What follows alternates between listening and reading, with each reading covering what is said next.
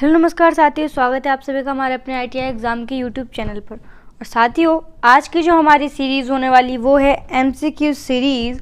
हमने अपनी पिछली क्लास में किया है कि सेल और बैटरी क्या होता है, हमने जाना है कि सेल और बैटरी क्या होता है। तो आज हम उसी चैप्टर से आप सभी के लिए MCQ सीरीज़ को लेके आए हैं। तो चलिए फिर देखते हैं आज का पहला क्वेश्चन क्या है। देखिए पहला क्वेश्चन क्या दिया है हमारे सामने। पहला क्वेश्चन है, डैनियल सेल के आंतरिक प्रतिरोध का मान क्या होता है। क्या पूछा है कि डैनियल सेल जो है उसका आंतरिक प्रतिरोध का मान क्या होता है। ऑप्शन नंबर ए है उच्च, ऑप्शन नंबर बी है निम्न, ऑप्शन नंबर सी है शून्य, या फिर ऑप्शन नंबर डी हो जाएगा इनमें से कोई नहीं। बताइए इसका करेक्ट आंसर क्या होगा।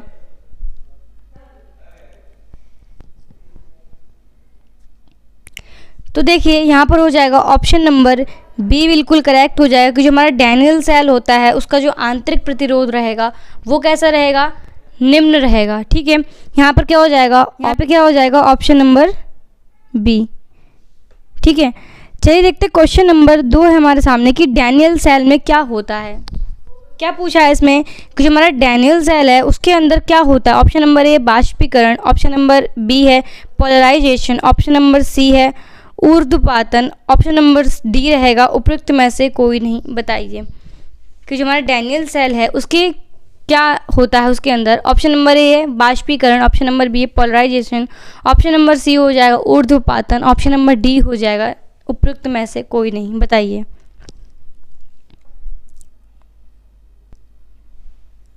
तो देखिए जो हमारा डैनियल सेल होता है उसके अंदर क्या हो जाएगा, ऑप्शन नंबर बी बिल्कुल करेक्ट हो जाएगा। क्या हो जाएगा, पोलराइजेशन। ठीक है, यहाँ पर क्या नहीं होगा, ऑप्शन नंबर ना ए होगा ना ही बी होगा। क्या हो जाएगा, ऑप्शन नंबर बी बिल्कुल करेक्ट हो जाएगा। ठीक, चलिए देखते हैं क्वेश्चन नंबर 3 है हमारे सामने कि टॉर्च में प्रयुक्त सेल कौन सा होता है। जो हमारे पुराने टाइम में जो टॉर्च चलती थी, हैंड टॉर्च, उसमें क्या होता है प्रयुक्त।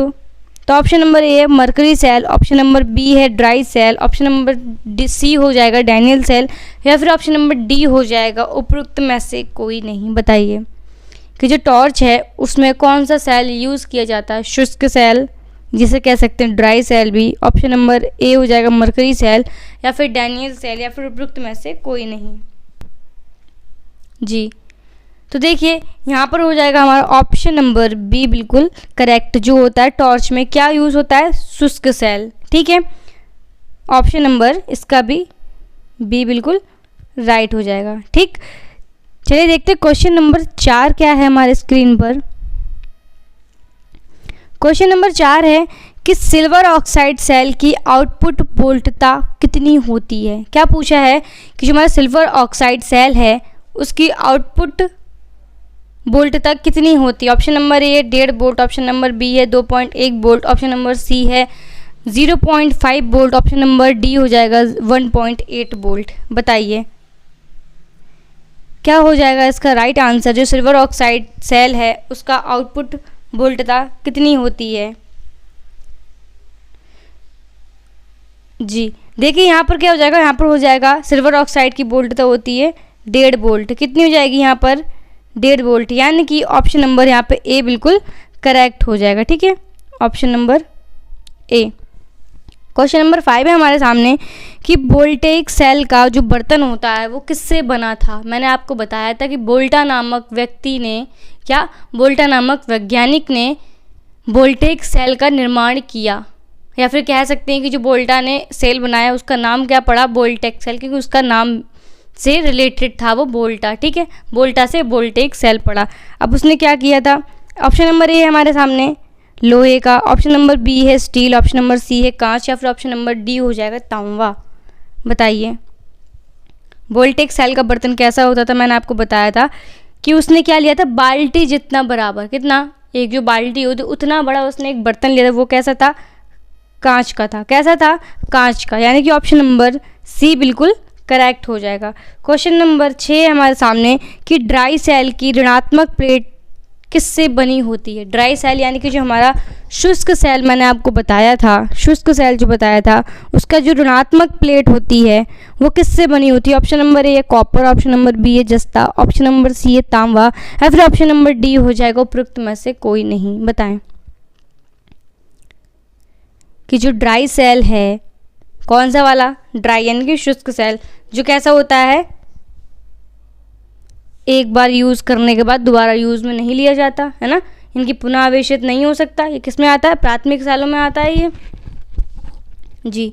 तो देखिए जो हमारा ड्राई सेल था उसमें जो ऋणात्मक प्लेट हो यानी कि जो निगेटिव प्लेट उसने बनाई थी वो कैसी थी, जस्ते की। कैसी थी, जस्ते की, यानी कि ऑप्शन नंबर बी यहाँ पर बिल्कुल करेक्ट हो जाएगा। ठीक है, बढ़े आगे, यहाँ तक कोई डाउट नहीं होना चाहिए। चलिए फिर देखते क्वेश्चन नंबर 7। क्वेश्चन नंबर 7 है कि वोल्टेइक सेल में इलेक्ट्रोलाइट के रूप में निम्न में से क्या काम करता है। क्या कहा है कि जो वोल्टेइक सेल है उसमें जो इलेक्ट्रोलाइट के रूप में होता है वो कौन होता है या फिर क्या काम करता है। ऑप्शन नंबर ए हल्का गंधक अम्ल, option number B ammonium chloride, option number C है क्रोमियम का अम्ल, या फिर ऑप्शन नंबर डी हो जाएगा उपयुक्त में से कोई नहीं। बताइए कि जो वोल्टेइक सेल है यानी कि हमारा प्राथमिक सेल जो वोल्टा ने निर्माण किया था, बनाया था, उसमें जो इलेक्ट्रोलाइट के रूप में काम में क्या आता है, हल्का गंधक अम्ल, अमोनियम क्लोराइड, क्रोमियम अम्ल, या फिर उपयुक्त में से कोई नहीं। लगाइए इसका आंसर, क्या लगाएंगे आप लोग।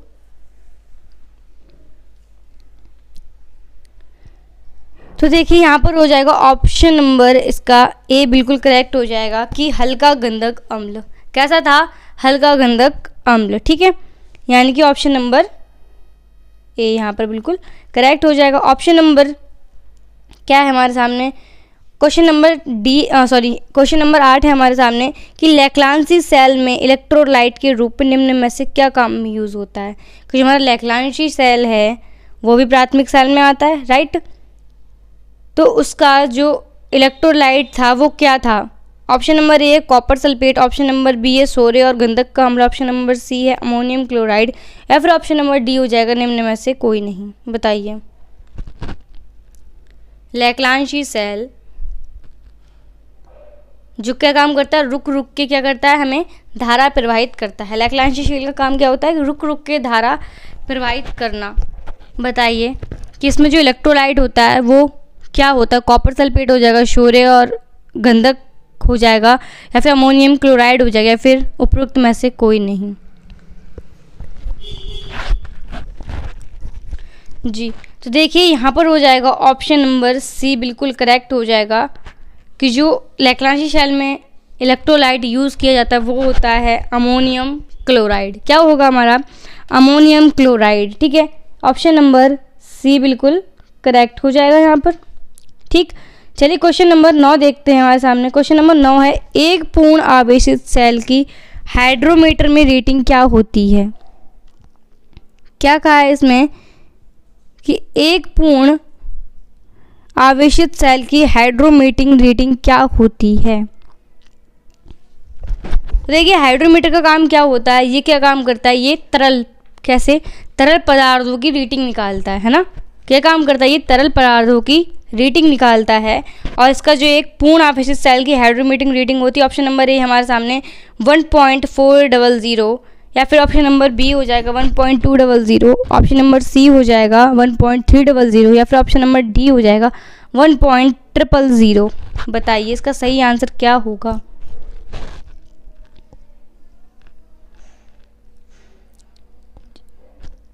जी, देखिए यहाँ पर हो जाएगा ऑप्शन नंबर सी बिल्कुल करेक्ट हो जाएगा। जो पूर्ण आवेशित सेल होता है उसकी हाइड्रोमीटर रेटिंग होती है 1.300। ठीक है, क्या हो जाएगा, ऑप्शन नंबर सी बिल्कुल, ऑप्शन नंबर सी बिल्कुल यहाँ पे करेक्ट हो जाएगा। ठीक है, चलिए बढ़ते हैं अपने क्वेश्चन नंबर 10 की ओर। क्वेश्चन नंबर 10 हमारे सामने कि सीसा अम्ल सेल किस सेल का उदाहरण है।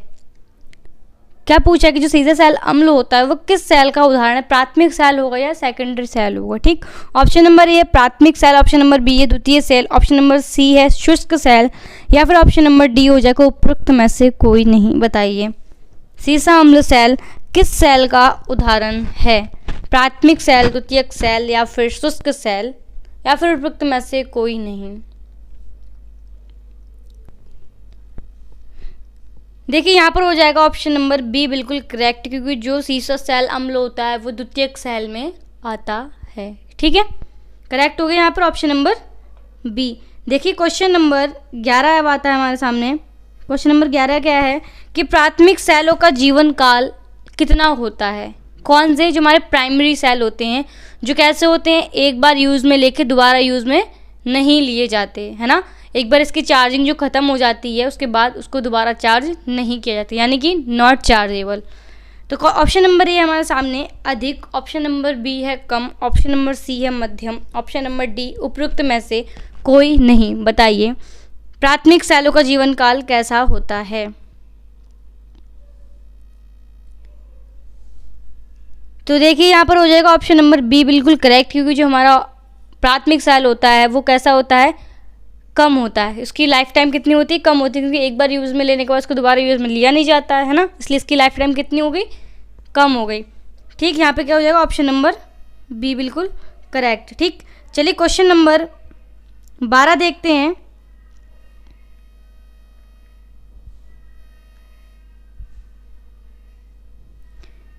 क्वेश्चन नंबर 12 है हमारे सामने कि सीसा अम्ल और सेल के आवेशन के दौरान अपघट्य का तापक्रम कितने से अधिक होता है। क्या पूछा है कि सीसा अम्ल सेल के आवेशन के दौरान अपघट्य का तापक्रम कितने से अधिक नहीं होता है। कितना हो जाएगा यहाँ पे, नहीं होता हो जाएगा, है ना। यहाँ पे हो जाएगा कितने से अधिक नहीं।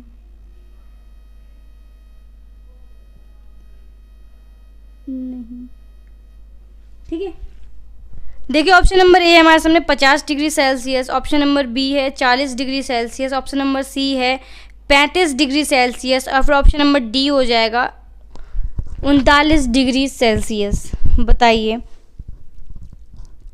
सीसा अम्ल सेल का आवेशन के दौरान जो अपघट्य तापक्रम होता है वो कितना होता है। ऑप्शन नंबर ए होगा, बी होगा, सी होगा या फिर ऑप्शन नंबर डी हो जाएगा।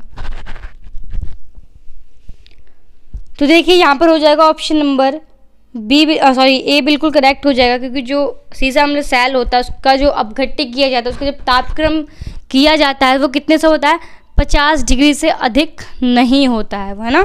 50 डिग्री से अधिक नहीं होगा, यानी कि ऑप्शन नंबर क्या हो जाएगा यहाँ पे, ए बिल्कुल करेक्ट हो जाएगा। चलिए क्वेश्चन नंबर 13 देखते हैं। क्वेश्चन नंबर 13 है कि स्थिर वोल्टेज के लिए सेल में पदार्थ काम में लिया जाता है। सेल में क्या, कौन सा पदार्थ काम में लिया जाता है। ऑप्शन नंबर ए है हमारे सामने mercury oxide, option number B है कार्बन, ऑप्शन नंबर सी है तांबा या फिर ऑप्शन नंबर डी हो जाएगा उपयुक्त में से कोई नहीं। बताइए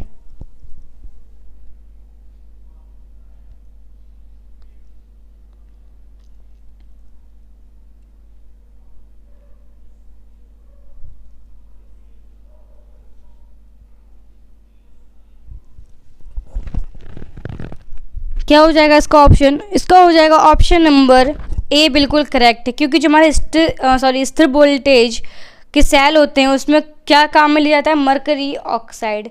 क्या काम में लिया जाता है, मरकरी ऑक्साइड। ठीक है, यहाँ पे क्या हो जाएगा ऑप्शन नंबर ए बिल्कुल करेक्ट हो जाएगा। चलिए क्वेश्चन नंबर 14 देखते हैं।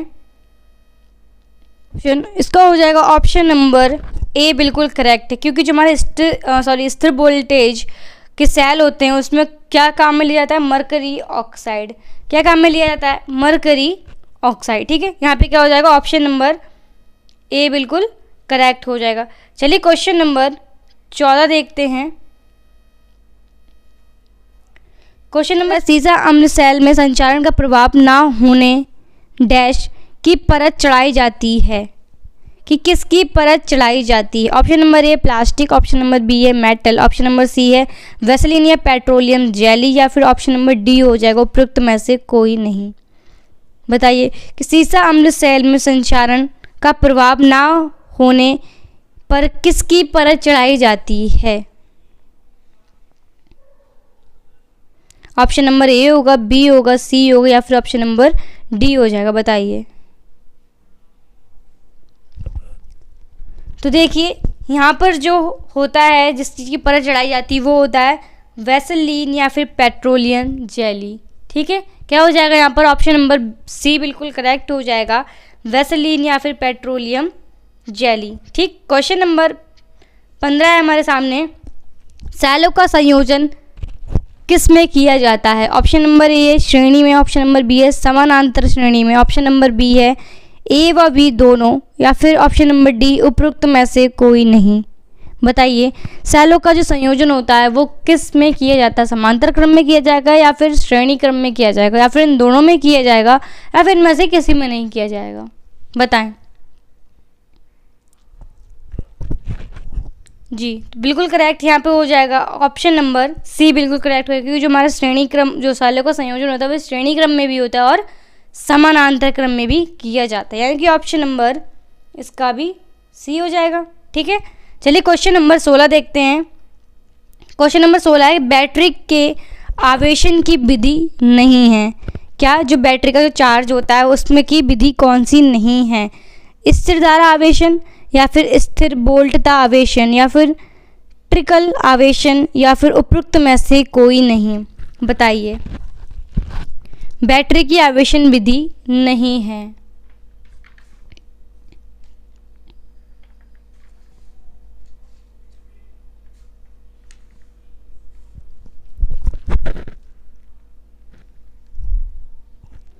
तो देखिए यहाँ पे क्या है, स्थिर धारा आवेशन में क्या होती है? बैटरी की आवेशन विधि होती है ना, क्या होती है? तो ये तो होगा इसका, है ना, यानी कि ये तो कैंसिल। उसमें पूछा क्या है कि नहीं होती है, ये नहीं कहा कि होती कौन सी। इसमें क्या पूछा है कि नहीं होती, तो पहली तो होती है तो कट जाएगी। तो ऑप्शन नंबर बी क्या है? स्थिर बोल्ट आवेशन, ये भी होती है ना, स्थिर बोल्ट आवेशन भी होती है, इनका ऑप्शन नंबर बी भी कट गया। ट्रिकल आवेशन भी क्या होता है? ये भी होती है, तो ऑप्शन नंबर सी भी कट गया। बचा क्या हमारे पास? ऑप्शन नंबर डी बिल्कुल सही, क्योंकि इसमें से कोई भी नहीं है। 16 का डी हो जाएगा। ठीक है, ऑप्शन नंबर डी बिल्कुल करेक्ट। चलिए क्वेश्चन नंबर 17 देखते हैं।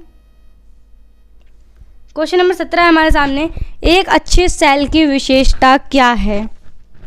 अगर अच्छा सेल है तो उसका विशेषता क्या होगी या फिर उसका गुण क्या होगा? ऑप्शन नंबर ए आंतरिक प्रतिरोध निम्न होना चाहिए, ऑप्शन नंबर बी हो जाएगा महंगा होना चाहिए, ऑप्शन नंबर सी हो जाएगा सेल में पोलराइजेशन होना चाहिए, या फिर ऑप्शन नंबर डी हो जाएगा उपयुक्त सभी। बताइए 17 का आंसर क्या होना चाहिए कि अच्छे सेल की विशेषता क्या होती है? आंतरिक प्रतिरोध निम्न होगा, महंगा होना चाहिए, सेल में पोलराइजेशन होना चाहिए, या फिर उपयुक्त में से सभी। तो देखिए यहाँ पर क्या हो जाएगा, ऑप्शन नंबर ए बिल्कुल करेक्ट हो जाएगा, क्योंकि जो आंतरिक प्रतिरोध होता है वो कैसा रहेगा? निम्न होना चाहिए। ठीक है, क्या हो जाएगा? ऑप्शन नंबर ए बिल्कुल 17 का ऑप्शन नंबर ए बिल्कुल करेक्ट हो जाएगा। ठीक है, क्वेश्चन नंबर 18 है हमारे सामने कि रुक रुक कर धारा प्रवाहित करने के लिए किस सेल का प्रयोग किया जाता है? क्या पूछा है कि जो रुक रुक कर धारा प्रवाहित होती है उसमें किस सेल का प्रयोग किया जाता है? Option number A voltaic cell, option number B Daniell cell, या फिर ऑप्शन नंबर सी हो जाएगा लैग्रांजी सेल, या फिर ऑप्शन नंबर डी हो जाएगा उपयुक्त में से कोई नहीं। बताएं। तो देखिए जो हमारी टॉर्च होती है उसमें क्या यूज़ करते हैं? लैग्रांजी सेल का यूज़ करते हैं ना, है ना। वो क्या काम करता है? रुक रुक कर धारा प्रवाहित करते हैं, यानी कि ऑप्शन नंबर क्या हो जाएगा? सी बिल्कुल करेक्ट हो जाएगा। ठीक है, चलिए क्वेश्चन नंबर 19 है हमारे सामने कि अर्ध आवेशित सेल की हाइड्रोमीटिंग रेटिंग क्या होती है? क्या पूछा? जो अर्ध आवेशित सेल होता है उसकी हाइड्रोमीटर में रेटिंग कितनी होती है? Option number A 1.400, option number B है 1.280, ऑप्शन नंबर सी है 1.300, ऑप्शन नंबर डी हो जाएगा 1.000। बताइए कि अर्ध आवेशित सेल की हाइड्रोमीटिंग रीडिंग क्या होती है? तो देखिए यहाँ पर ऑप्शन नंबर बी बिल्कुल करेक्ट हो जाएगा, क्योंकि जो हमारा अर्ध आवेशित सेल होता है उसकी जो हाइड्रोमीटर रीडिंग होती है वो होती है 1.280। क्या हो जाएगी? ऑप्शन नंबर बी बिल्कुल करेक्ट। ठीक है, क्वेश्चन नंबर 20 देखते हैं। क्वेश्चन नंबर 20 आता है बैटरी की क्षणों को किस द्रव में डुबाया जाता है? या फिर बैटरी की छड़ों को जिस द्रव में डुबोया जाता है उसे क्या कहते हैं? Option number A electrolyte, option number B है इलेक्ट्रोलाइम, या फिर ऑप्शन नंबर सी हो जाएगा इलेक्ट्रोकेमिकल, या फिर ऑप्शन नंबर डी हो जाएगा उपयुक्त में से कोई नहीं।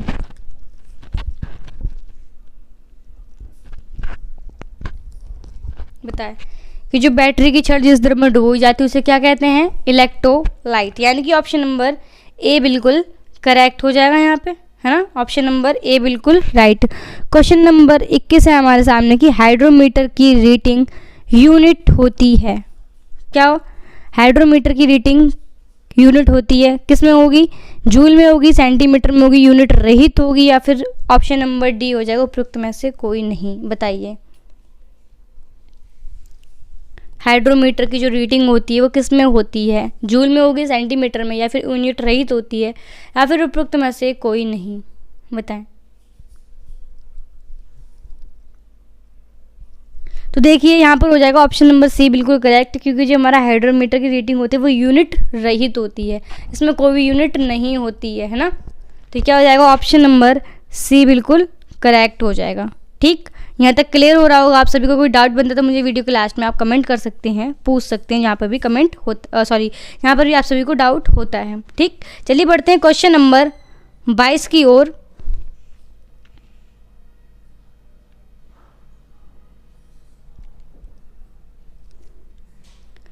क्वेश्चन नंबर 22 है हमारे सामने कि सीसा अम्ल सेल व क्षारीय सेल निम्न में से किस सेल के उदाहरण हैं?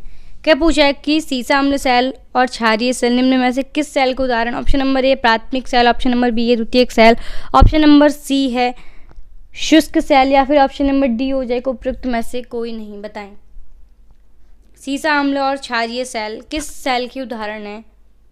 देखिए ऑप्शन नंबर यहाँ पे बी बिल्कुल करेक्ट हो जाएगा, क्योंकि जो हमारे सीसा अम्ल और क्षारीय सेल होते हैं वो किस में आते हैं? द्वितीयक सेल में आते हैं। ठीक है, ऑप्शन नंबर बी बिल्कुल करेक्ट हो जाएगा। चलिए क्वेश्चन नंबर 23 देखते हैं।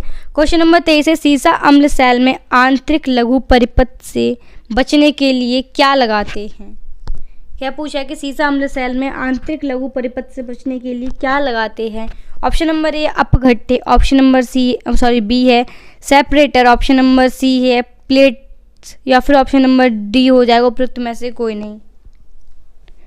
बताइए सीसा अम्ल सेल में आंतरिक लघु परिपथ से बचने के लिए क्या लगाया जाता है? तो यहाँ पर हो जाएगा ऑप्शन नंबर बी बिल्कुल करेक्ट। क्या लगाते हैं? सेपरेटर का यूज़ करते हैं। ठीक है, क्वेश्चन नंबर 24 है हमारे सामने कि सीसा अम्ल सेल में प्लेट संयोजक किसके बने होते हैं?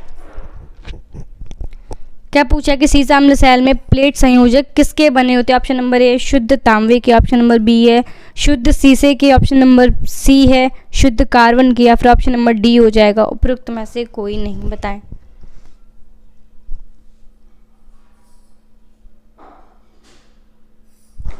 तो देखिए यहाँ पर हो जाएगा ऑप्शन नंबर बी बिल्कुल करेक्ट, कि जो सीसा अम्ल सेल होता है जो प्लेटों की संयोजक किससे बनाए जाते हैं वो होते हैं शुद्ध शीशे के। किसके?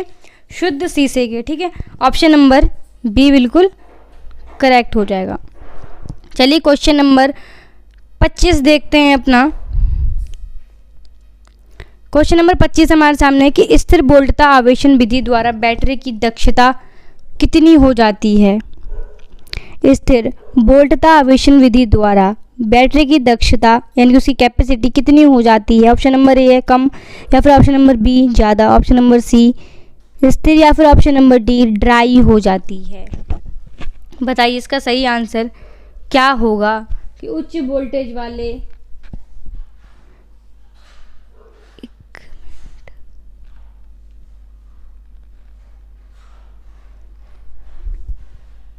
बताएं। तो देखिए यहाँ पर हो जाएगा इसका ऑप्शन नंबर ए बिल्कुल करेक्ट। क्या हो जाएगा? ऑप्शन नंबर ए बिल्कुल करेक्ट हो जाएगा यहाँ पे, कि जो स्थिर वोल्टेज आवेशन की विधि द्वारा जो बैटरी की दक्षता होती है वो कैसी हो जाती है?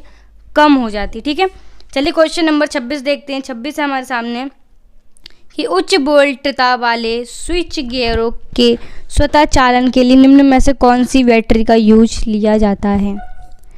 क्या पूछा है कि उच्च वोल्टता वाले स्विच गियरों के स्वतः चालन के लिए निम्न में से कौन सी बैटरी उपयोग में लेते हैं? ऑप्शन नंबर ए है सीसा अम्ल संचायक बैटरी, ऑप्शन नंबर बी है voltaic battery, option number C है ड्राई बैटरी, या फिर ऑप्शन नंबर डी हो जाएगा उपरोक्त में से कोई नहीं।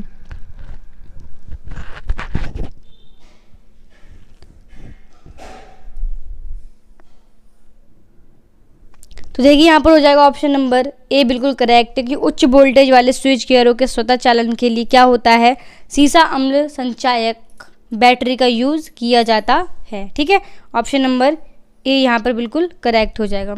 चलिए क्वेश्चन नंबर 27 हमारे सामने, विद्युत सप्लाई फेल हो जाने पर उपयोग में कौन सी बैटरी ली जाती है। विद्युत जब सेल की जो सप्लाई होती है वो फेल हो जाती है तो कौन सी सेल का हम यूज़ करते हैं। Option number A dry battery, option number B है Leclanche battery, option number C है मरकरी बैटरी, या फिर उपरोक्त में से कोई नहीं, बताएं।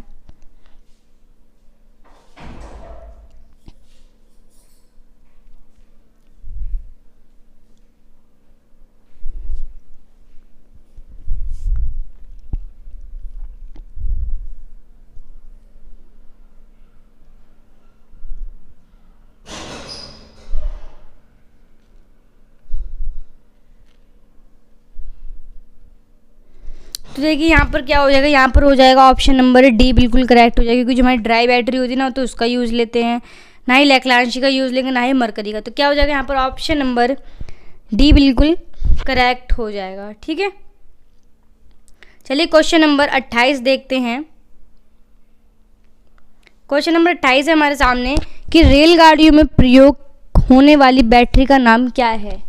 कैसी बैटरी जो रेलगाड़ियों में जो यूज़ होती है उन बैटरी का नाम क्या है। Option number A dry battery, option number B है Leclanche battery, option number C है मरकरी बैटरी, या फिर ऑप्शन नंबर डी हो जाएगा उपरोक्त में से कोई नहीं, बताएं।